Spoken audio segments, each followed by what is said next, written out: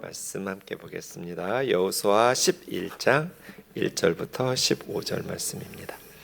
여호수아 11장 1절부터 15절까지 한 절씩 교독하겠습니다.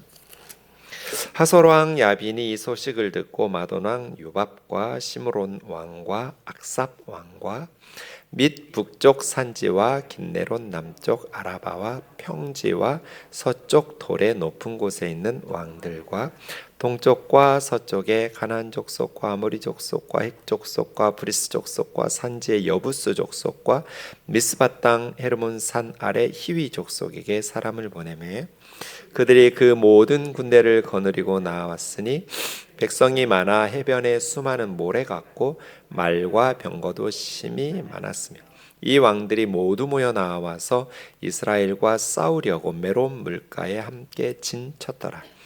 여호와께서 여호수아에게 이르시되 그들로 말미암아 두려워하지 말라.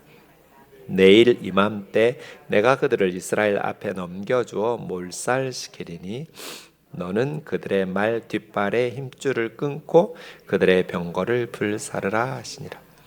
이에 여호수아가 모든 군사와 함께 메론 물가로 가서 갑자기 습격할 때 여호와께서 그들을 이스라엘의 손에 넘겨주셨기 때문에 그들을 격파하고 큰 시돈과 미스르봇 마임까지 추격하고 동쪽으로는 미스바 골짜기까지 추격하여 한 사람도 남기지 아니하고 쳐 죽이고 여호수아가 여호와께서 자기에게 명령하신 대로 행하여 그들의 말 뒷발에 힘줄을 끊고 그들의 병거를 불로 살랐더라. 하솔은 본래 그 모든 나라의 머리였더니 그때 여호수아가 돌아와서 하솔을 취하하고 그 왕을 칼날로 쳐 죽이고 그 가운데 모든 사람을 칼날로 쳐서 진멸하여 호흡이 있는 자는 하나도 남기지 아니하였고 또 하솔을 불로 살랐고 여호수아가 그 왕들의 모든 성읍과 그 모든 왕을 붙잡아 칼날로 쳐서 진멸하여 바쳤으니 여호와의 종 모세가 명령한 것과 같이 하였으되 여호수아가 하솔만 불살랐고 산 위에 세운 성읍들은 이스라엘이 불살하지 아니하였으며 이 성읍들의 모든 재물과 가축은 이스라엘 자손이 탈취하고 모든 사람은 칼날로 쳐서 멸하여 호흡이 있는 자는 하나도 남기지 아니하였으니 같이요 여호와께서 그의 종 모세에게 명령하신 것을 모세는 여호수아에게 명령하였고 여호수아는 그대로 행하여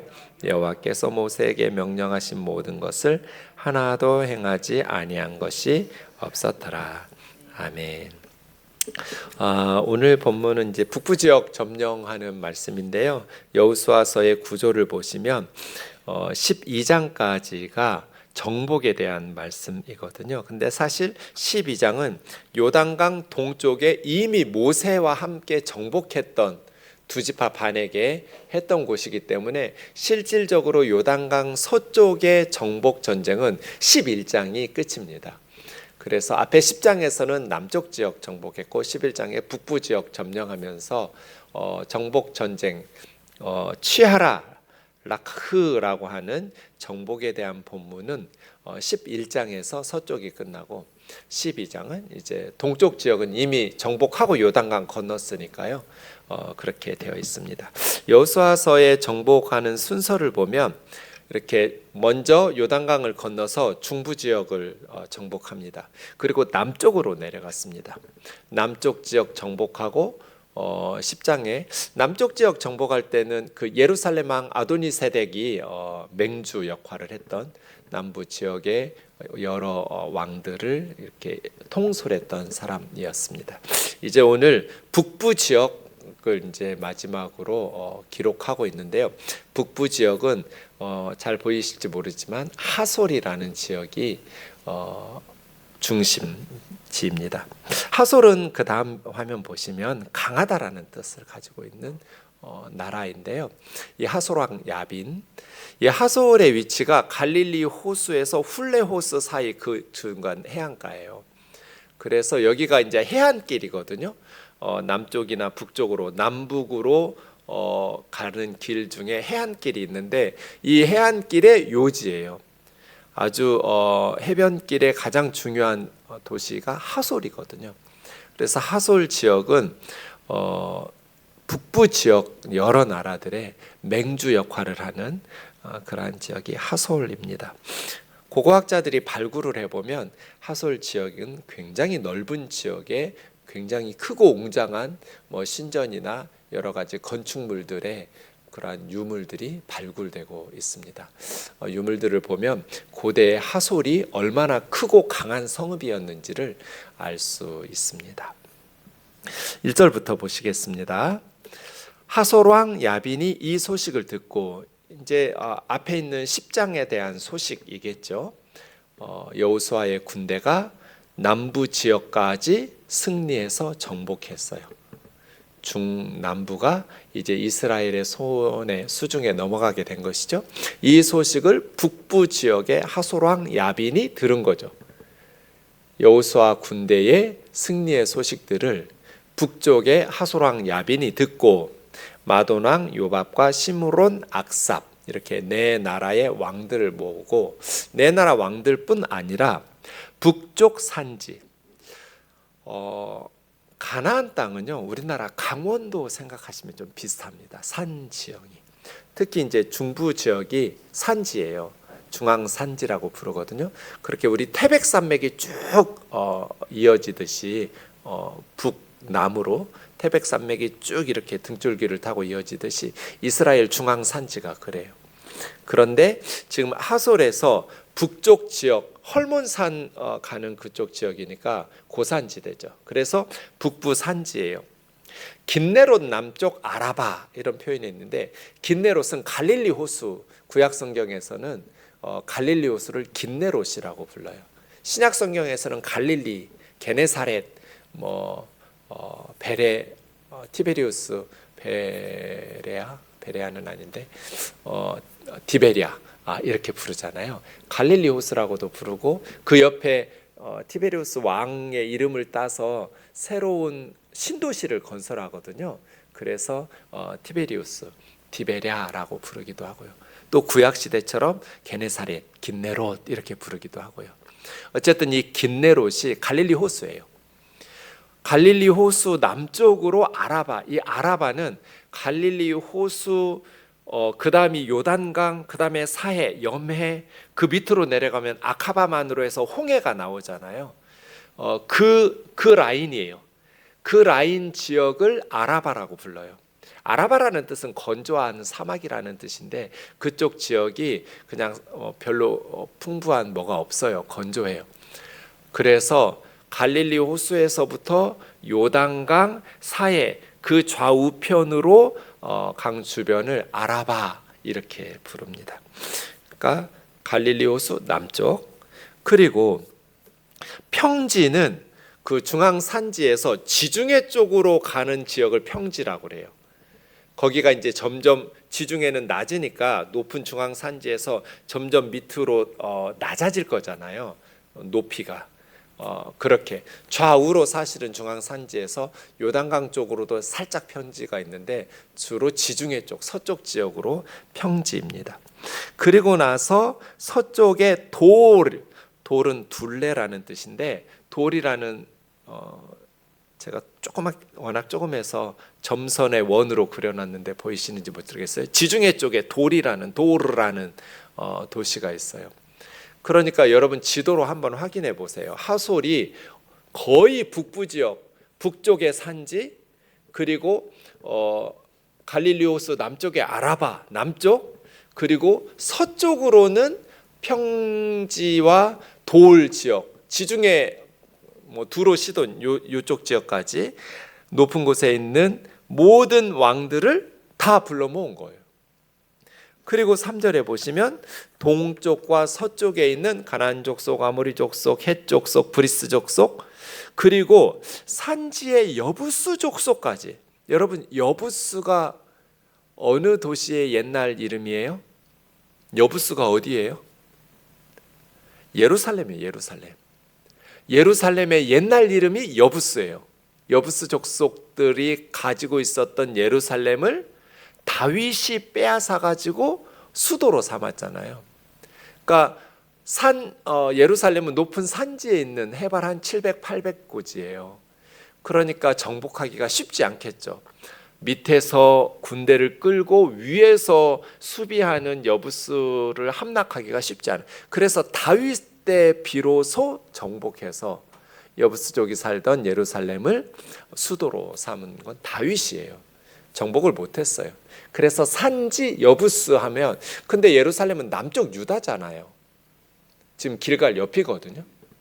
그러니까 하솔 왕 야빈이라는 사람이 단지 북부 지역의 군사들만이 아니라 동서 요단강을 중심으로 동쪽 서쪽의 가나안 모든 족속들 6족속을 동원하면서, 그리고 남쪽의 여부스 족속까지 다 불러 모은 거예요. 그러다 보니 4절에 있는 것처럼 모든 군대를 거느리고 나왔으니 백성이 많아 해변에 수많은 모래 같았다. 그리고 말과 병거도 심히 많았다. 지금으로 하면 뭐 천하무적의 그 병거, 이걸 뭐라고 설명할까요? 장갑차 정도 될까요? 병거가 최고의 무기예요. 철병거를 근데 하솔왕 야빈은 소유하고 있었어요. 이스라엘은 병거 같은 게 없어요. 그러니까 이스라엘의 가나안 정복 전쟁의 최대의 위기죠. 가장 강력한 적을 만난 거예요. 북부의 하솔왕 야빈이 군대들, 가나안 족속들의 군대를 다 긁어 모은 거예요. 이게 메롬셈 전투라고 하는데요. 메롬 물가라는 곳에 이 군대들을 불러 모았더니 해변에 모래 같은 거예요. 그리고 심히 많은 말과 병거도 딱 이스라엘을 싸우려고 준비하고 있었어요. 이 왕들이 모두 모여 나와서 이스라엘과 싸우려고 메론 물가에 함께 진쳤더라. 이렇게 위기입니다. 여호수아가 이전에 경험해 보지 못한 엄청난 화력을 가지고 있는 엄청난 수의 군대가 지금 자신들과 싸우겠다고 모인 거예요. 그래서 진을 치고 있었어요. 이럴 때 중요한 건 뭘까요? 하나님의 뜻이죠. 그죠? 하나님께서 뭐라고 말씀하시는가? 그것이 6절에 나와 있습니다. 여호와께서 여호수아에게 이르시되 그들로 말미암아 두려워하지 마라. 두려워하지 말라. 왜요? 내일 이맘때 내가 그들을 이스라엘 앞에 넘겨주어 몰살시키리니 너는 그들의 말 뒷발에 힘줄 끊고 병거를 불사르라 하시니라. 하나님께서 여호수아에게 두려워하지 마라. 뭐 한 나라가 모여서 싸우겠다고 하든 해변에 모래같이 많은 나라의 군사들이 모여가지고 말과 병거가 막 셀 수 없이 많이 모여서 너희와 싸우려고 나와 있든 그건 별로 중요한 게 아니야. 두려워할 필요가 없어. 왜요? 내가 너희에게 승리를 줄 테니까. 내가 내일 이맘때 너희에게 그들을 넘길 거야. 그래서 너희가 그들을 몰살시키게 될 거야. 여기서도 동일한 원칙이 주어지고 있습니다. 하나님이 주신 땅을 여호수아의 군대가 목숨 걸고 싸워서 취하는 거죠. 네, 이것을 항상 기억해야 돼요. 그러니까 하나님의 백성들이 빈둥거리고 놀면서 그냥 얻는 거 아니에요. 목숨 걸고 싸워서 얻어야 돼요. 근데 목숨 걸고 싸워서 얻는데 내 힘으로 승리해서 싸운 게 아니에요. 왜냐하면 우리 힘으로 싸워서 얻는다라고 생각하면 상대방이 강했을 때는 기가 죽거든요. 근데 여호수아 군대의 군사력으로 이기는 게 아니에요. 하나님께서 함께 하셔서 승리를 주시는 거기 때문에 상대방이 강하든지 약하든지 중요하지 않은 거예요. 우리의 신앙생활이 이게 중요해요. 하나님께서 주신 것을 힘을 다해서 수고해서 취한다. 게으르게 빈둥거리면서 대충대충 적당적당, 그리스도인들에게는 대충대충이라는 말은 적용돼서는 안 돼요. 우리는 신앙생활을 할 때나 인생을 살아갈 때 대충대충 살면 안 돼요. 하나님이 주신 것이라고 그래서 대충대충 하면 안 된다고요. 나는 하나님의 일을 하고 우리 애들은 하나님이 키운다 그러시더라고요. 그래서 제가 그랬어요. 아니, 하나님이 키울 거면 왜 집사님한테 애들을 주셨을까요? 그냥 하나님이 알아서 키우시는데. 나는 하나님의 일을 하고 하나님이 우리 회사는 책임지신다. 하나님이 우리 회사의 사장님이다. 그렇죠, 그랬죠. 아니, 집사님이 사장님이 아니고 하나님이 사장님이면 왜 하나님께서 그 회사를 집사님한테 맡겼을까요? 언뜻 보면 믿음 좋은 것 같지만 사실은 조심해야 될 말이죠. 반은 맞고 반은 틀린 거잖아요. 반 맞은 건 뭐예요? 내가 우리 아이의 주인이 아니에요. 내가 책임지고 내가 열심히 해서 싸워서 얻는 거 아니에요. 하나님이 주신 아이들이니까, 하나님이 나에게 엄마로 아빠로 맡기신 아이들이니까 하나님께서 책임지시죠. 하지만 하나님께서 나에게 맡기셨으니까 나는 교회 봉사 열심히 하고 전도 기도 열심히 하고, 우리 집 애들은 간식도 제대로 안 챙겨 먹이고 제대로 돌보지도 않고 이래도 우리 아이들은 하나님이 책임지셔서 우리 아이들은 잘 믿음으로 크게 되는가? 그건 틀린 말이죠. 하나님이 하나님의 자녀들을 나에게 맡겨주셨으니까, 내 자식 아니니까 하나님 자식이니까 나는 더 두렵고 떨리는 마음으로 반찬 건강하게 만들어줘야죠. 더 엄마 역할에 충실해야죠. 하나님이 맡기신 하나님의 자녀들인데 하나님이 한다고 해놓고 나는 교회 봉사나 열심히 하고 전도나 열심히 다니면서 가정일에 소홀하면서 엄마 역할 소홀하면 하나님이 복 주시고 우리 아이들 책임져 주시고, 그게 성경적으로 옳아요? 틀렸어요. 하나님의 자녀들이니까 나는 더 열심히 엄마 역할을 해야죠. 대충대충 설렁설렁 하는 것이 아니라. 모든 삶이 그래요. 하나님이 우리에게 맡기신 삶이죠. 그러니 이 전쟁의 승리는 상대방 적군이 강하냐, 내가 해볼 만하냐, 이게 중요한 게 아니에요. 하나님 앞에서는 어떤 대적도 다 패배할 테니까요. 하나님의 백성을 감당하지 못할 테니까요. 그런 신앙의 고백 하에 우리는 힘을 다해서 목숨 걸고 싸워야죠. 하나님이 주셨으면 나는 어떻게 공부해야 돼요? 코피 쏟아가면서 공부해야죠. 기도만 할 것이 아니라 기도하면서 하나님이 주셨으니 나는 더 열심히 실력을 길러서 하나님의 영광을 드러내는 그러한 삶을 살아야죠. 둘 다가 우리에게는 중요한데, 신앙생활 하시는 것들을 보면 둘 중 하나를 약화시키거나 포기해요. 하나님의 예정, 하나님의 뜻과 섭리를 소홀히 여기거나, 그래서 자기 힘으로 해보려고 그래요, 세상을. 그러니까 예배 소홀히 하고 기도 소홀히 하면서 막 학원 가고 열심히 세상적인 방법은 뭐 아니더라도 최선을 다해서 자기 힘을 기르죠. 잘못됐어요. 반대로 믿음 좋다는 아이들이, 믿음 좋은 청년들이 너무 시간을 허투루 써요. 저는 교회에서 청년들 시간 허투루 쓰면 막 꾸중했어요. 책 가지고 와라. 교회에서 모임하고 뭐 할 때는 하지만 그 기다리는 시간이나 시간 낭비하지 마라.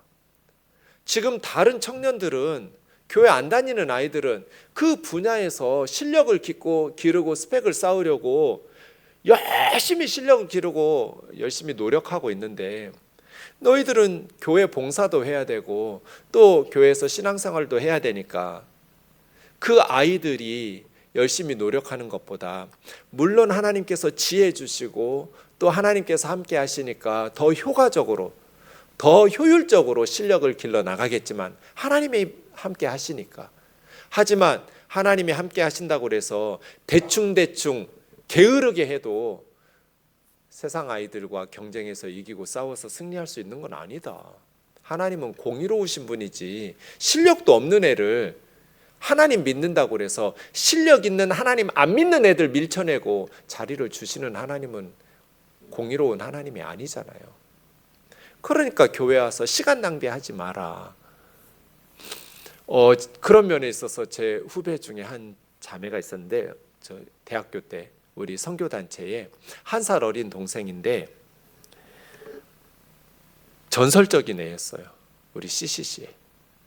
그 아이는 모든 예배에 빠지는 법이 없어요. 모든 모임에 다 참석해요. 1:1 양육도 자기가 맡은 일, 그 후배 잘해요. 근데 저는 그 자매님이 시간을 허투루 쓰는 걸 한 번도 본 적이 없어요. 4년 동안.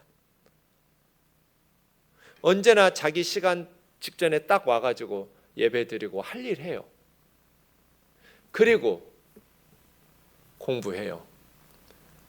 고대 경제학과 학생이었는데 고려대 경제학과에는 200명 중에 거의 여학생이 뭐 대여섯 명밖에 안 돼요. 한 학년에.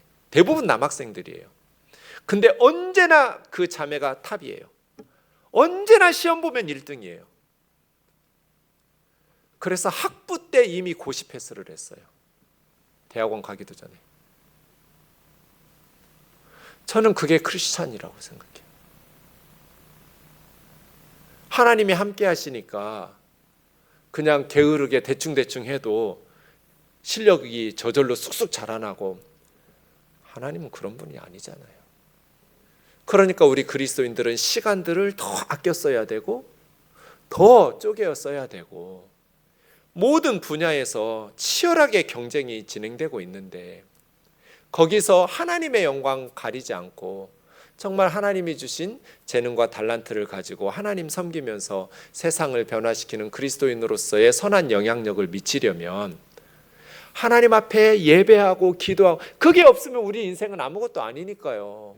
하나님 예배하려고 공부도 하는 거고 하나님 섬기려고 돈도 버는 거지, 하나님이 없는 세상의 성공이 무슨 의미와 가치가 있어요.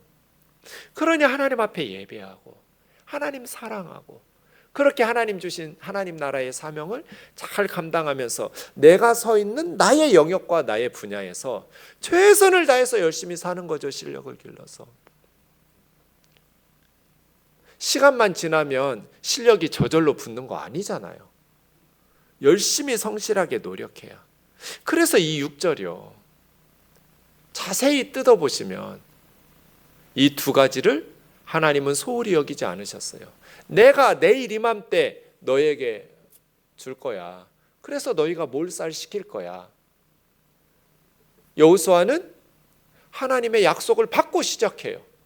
우리는 하나님의 약속을 받고 인생을 시작했잖아요. 우리의 결론은 천국이잖아요. 우리는 승리할 수밖에 없어요. 승리를 보장받고 싸우는 거잖아요. 지금 하솔의 군대하고. 뭐 해변에 모래같이 많든지 뭐 말들과 마병이 뭐 셀 수 없이 많든지 이건 중요한 게 아니에요. 하나님의 뜻이 중요한 것이죠. 그리고 여호수아의 군대는 목숨 걸고 싸웠어요. 그냥 길갈에서 취미생활 하듯이 뭐 소풍 오거나 MT 가듯이 이런 식으로 있지 않았어요. 하나님 혼자 싸워가지고 자 이제 다 끝났다 가라 취해라 이러지 않았어요. 목숨 걸고 그 많은 군대들을 향해서 얼마나 쫄렸을까요? 자기들은 병거가 없는데 한 사람이 도대체 몇 명을 죽여야 이 전쟁을 이길 수 있는 거야? 인간적으로 생각하고 세상적으로 판단하면 답이 안 나와요.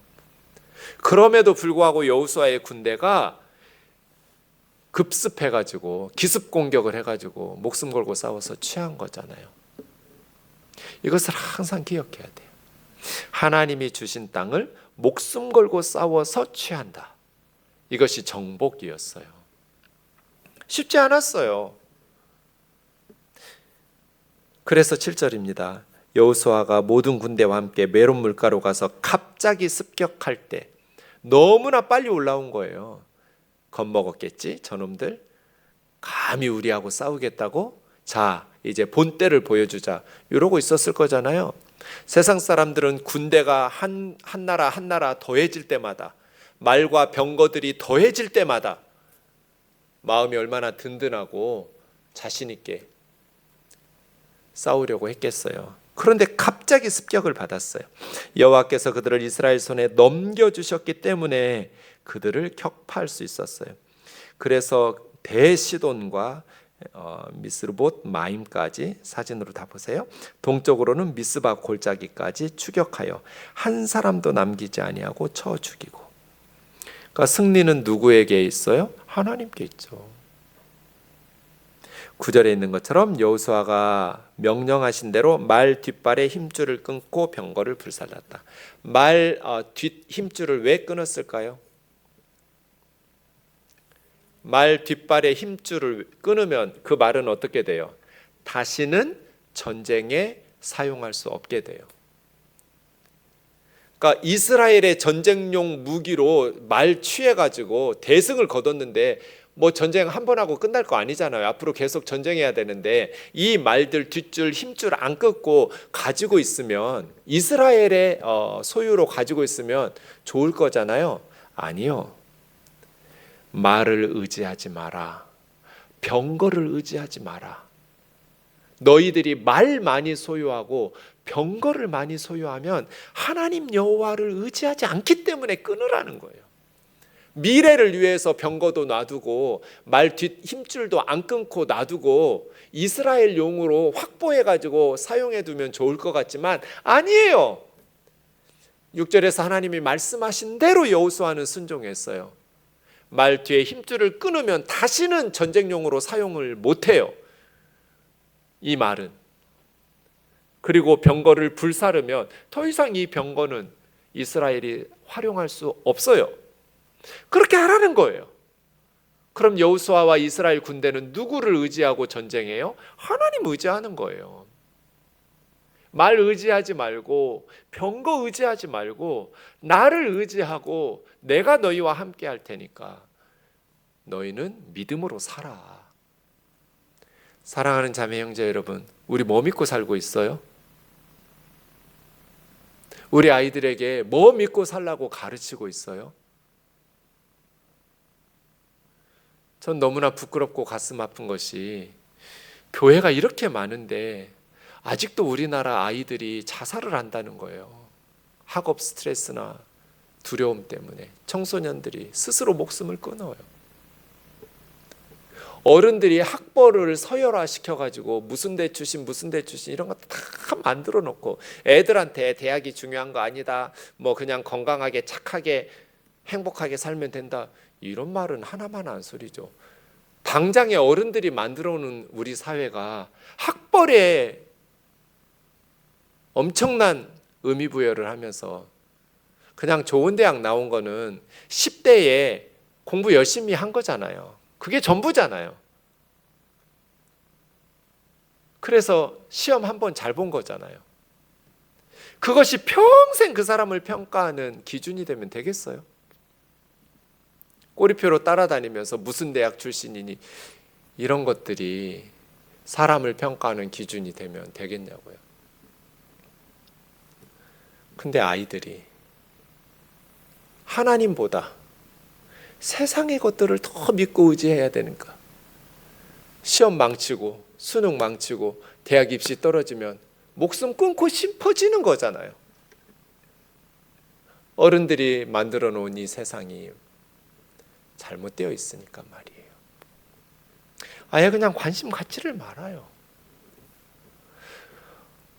우리 교회 시무장로님 7분인데 저는 7 장로님이 무슨 대학 나왔는지 몰라요. 지금도. 저하고 몇십 년씩 신앙생활 했는데 관심도 없어요. 한 분 안 해요. 뭐 알고 싶어서 안 게 아니라 뭐 우연히 최용승 장로님만 알아요. 그 외에 다른 장로님들 무슨 대학 나왔는지 전 몰라요. 그게 뭐가 중요해요? 관심도 없어요. 그냥 예수님 사랑하고 교회 사랑하고 성도들 사랑하면 장로 자격이 있는 거죠. 직업이 뭔지, 학벌은 어디 나왔는지 이런 게 뭐가 중요하냐고요. 제 여동생 하나 있어요. 고3 때 얘가 전주에서 고등학교를 다니는데 저는 서울에서 대학을 다니고, 하루는 저한테 오빠 우리 학교 한번 와봐야겠어. 내가 니네 학교에 왜 가? 우리 담임선생님이 아무리 말해도 내 말을 안 믿어. 뭐를? 내가 연애한대. 우리 오빠라고 그래도 안 믿는데. 세상에 그런 오빠가 어딨냐고. 제가 맨날 선물 보내고 편지 쓰고, 동생 이제 학교에 기숙사에 있으니까 동생에게 고3이고 해서 더 힘내라고. 서울에 있는 오빠가, 제가 농부 아들이잖아요. 3살 밑에 여동생 제가 키웠거든요. 누나들은 학교 가고 엄마 아빠는 들판에 일하러 가고, 그러면 제가 제 동생 담당이거든요. 저는 아직 학교 가기 전에. 그러니까 3살 어린 동생 하루 종일 제가 데리고 다녀야 돼요. 그래서 어쨌든 제 동생에 대해서 좀 남다르겠죠. 아무래도 어려서부터 그렇게 하나밖에 없는 여동생이니까. 그래서 제가 그 학교 가가지고, 선생님 제가 친오빠 맞습니다. 제 동생이 연애하는 게 아닙니다. 해명해 준 적이 있어요. 전 제 동생을 정말 사랑해요. 너무 착하고 예쁘고 믿음 좋고. 네. 근데 교회에서 남자친구를 만났어요. 근데 결혼하고 싶은데 우리 식구들이 다 반대한대요. 그래서 저한테 SOS를 쳤어요. 오빠 나 좀 도와줘. 뭐를? 결혼하고 싶은 남자가 생겼는데 다 반대해. 오빠가 좀 설득해줘. 그래서 제가, 우리 집은 어머니만 설득하면 그 다음은 뭐 아버지 이하 모든 건 끝이거든요. 그래서 어머니한테 갔어요. 왜 반대하세요? 아니 내가 딸이 넷이나 있는데 부잣집이 하나도 없어. 그래서 막내딸은 좀 부잣집에 시집을 보내려고 그랬는데 이놈의 가시네가 그냥 가난한 집 남자하고 결혼하겠다고 그래가지고, 내가 반대한다. 왜 어쩔래? 그러시는 거예요. 그래서 아니 엄마는 권사님인데 권사님이 그런 식으로 해도 돼요? 제 동생한테 물었거든요. 너가 정직하게 대답하면 내가 도와줄게. 2가지 질문할 테니까 정직하게 대답해.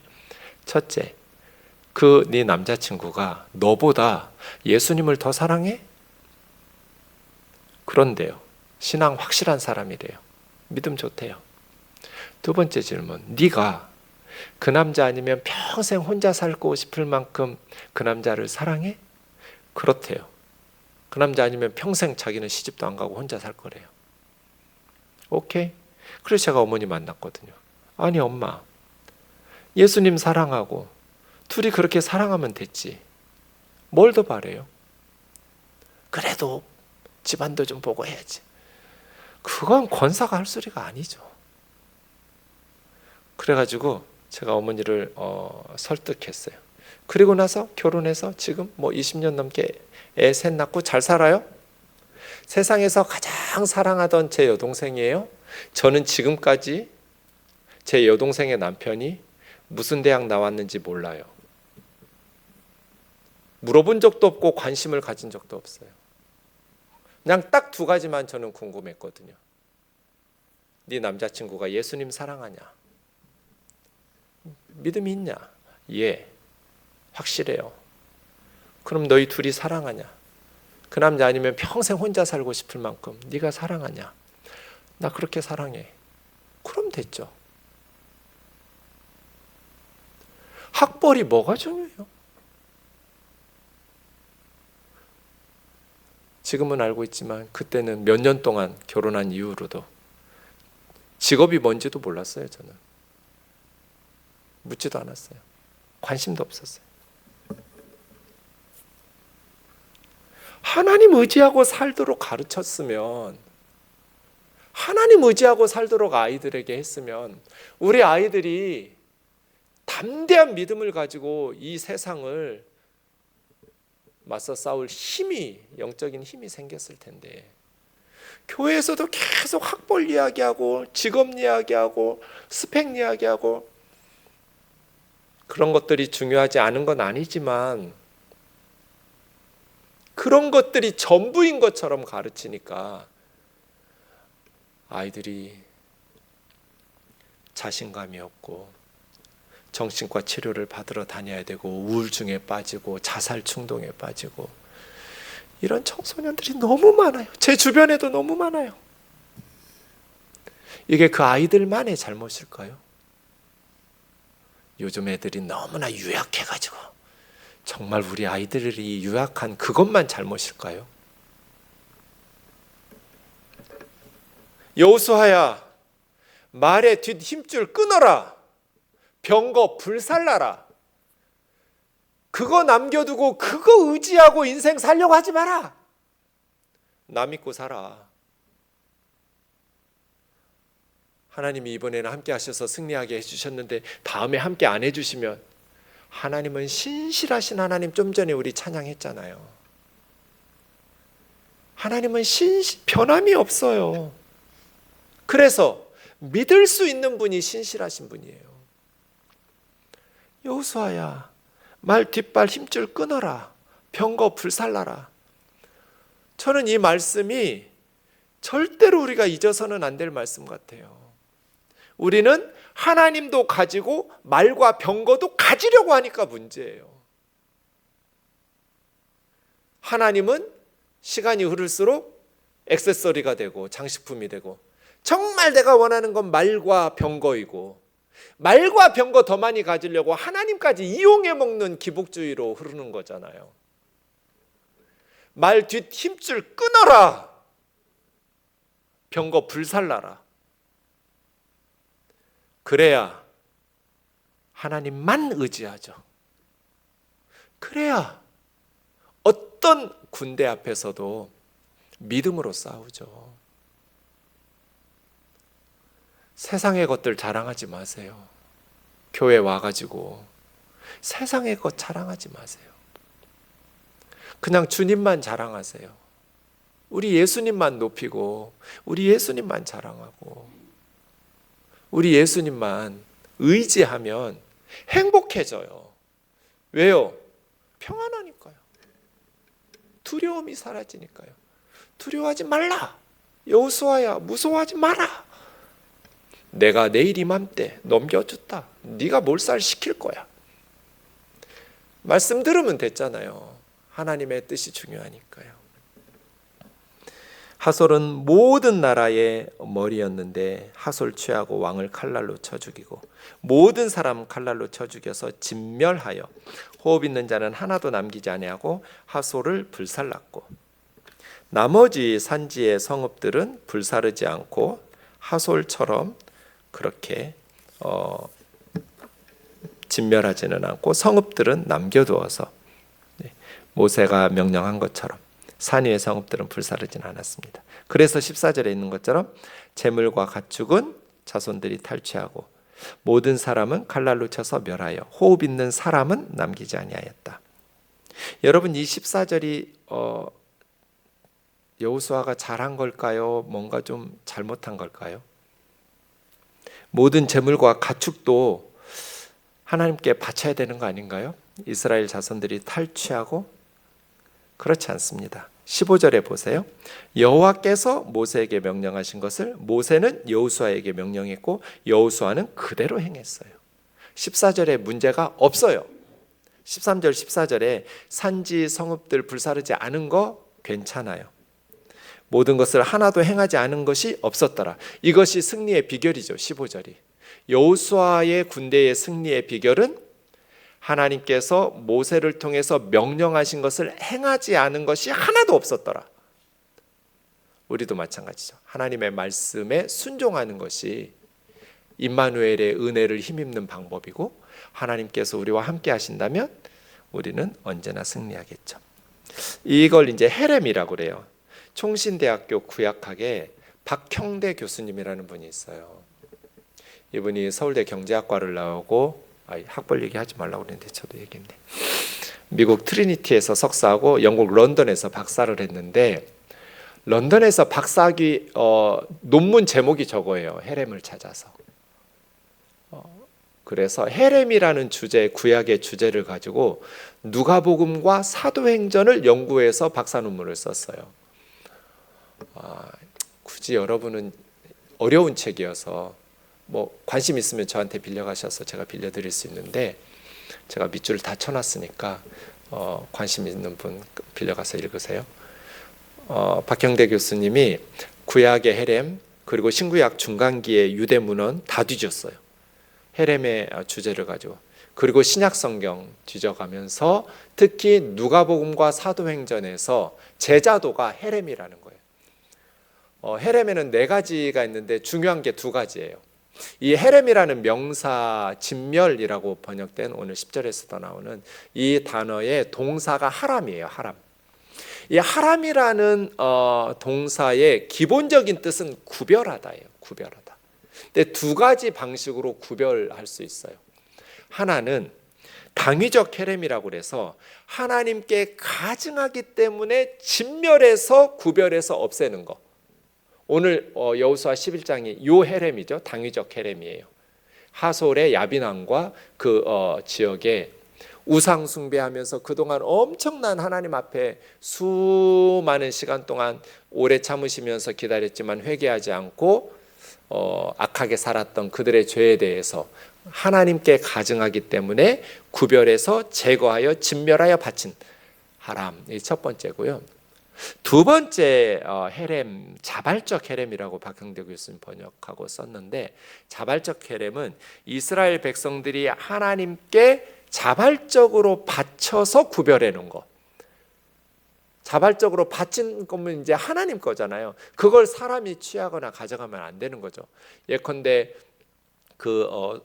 사무엘 시대에 엘리 대제사장의 아들 홈리와 비느하스 뭐 이런 애들이 그 아들들이 하나님께 바친 번제물을 하나님께 제대로 바치기도 전에 맛있는 부분 자기가 가져다가 먹고 그럼 죽는 거예요. 헤렘이에요. 하나님 앞에 바쳐진 것은 구별된 하나님의 것인데 제사장 대제사장의 아들이고 자기들이 제사장이라고 해도 그걸 취하면 안 되는 것이죠. 이런 헤렘인데 누가복음과 사도행전의 제자도는 자발적으로 자신의 생명을 하나님께 바치는 게 제자도다. 예수님의 십자가가 헤렘이다. 그리고 사도행전에 나오는 초대교회에 자기의 재물을 자기 것이지만 자기 것이라고 하는 자 없이 자발적으로 교회를 통해서 가난한 자들, 고아와 과부들, 병자들을 돌보는 것이 이게 헤렘의 정신이다. 뭐 논문의 주제가 이런 거예요. 그래서 여러분, 헤렘에는 하나님께 가증하기 때문에 진멸하여 바쳐진 것도 헤렘이고요.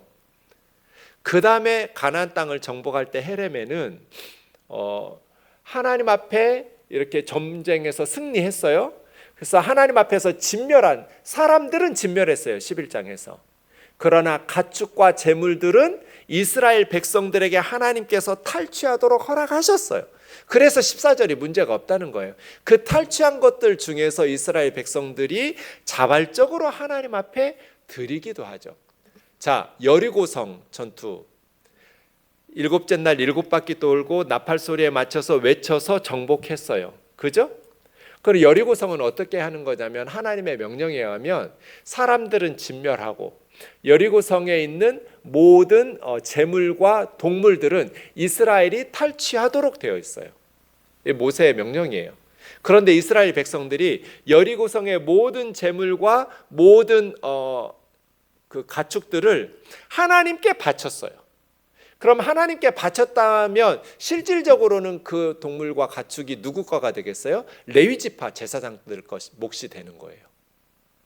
하나님께 바칠 태우고 번제하고 할 거, 화제로 드릴 거 빼면. 그래서 첫 성읍이기 때문에 여리고성 전투가 이스라엘 백성들이 당위적 헤렘만 하면 됐지만 여호수아서에 보면 당위적 헤렘과 더불어 자발적 헤렘까지 하나님 앞에 요구하지 않으신 것까지 자발적으로 드린 거예요. 그래서 여호수아서 읽으시면서 여리고성의 첫 전투가 그러했기 때문에 그 다음 여호수아 뒷장들에서도 여리고성들처럼 하나님 앞에 다 헤렘으로 사람들은 죽이고 재물과 가축들도 죽이거나 아니면 하나님 앞에 바쳐야 되는 것처럼 진멸하거나 바쳐야 되는 것이 옳은 것처럼 생각하는데 그렇지 않다고요. 원래는 오늘 11장에 있는 것처럼 사람들은 가증하여 진멸하여 당위적 헤렘으로 바치고 진멸하고, 그 다음 가축이나 동물들은 자발적 헤렘이어서 이스라엘 백성들이 탈취할 수 있어요. 그런데 이스라엘 백성들이 그 탈취한 물건들 중에 자발적으로 하나님 앞에 바쳐서 하나님을 섬길 수 있는 거죠. 근데 이 두 번째는 의무적인 강요 조항이 아니니까 이스라엘 백성들이 항상 그렇게 해야 하는 것이 옳은 게 아닌 거예요. 이해되시죠? 제가 지금 무슨 말 하는지? 몰라도 어쩔 수 없어요. 찬양하고 기도하겠습니다.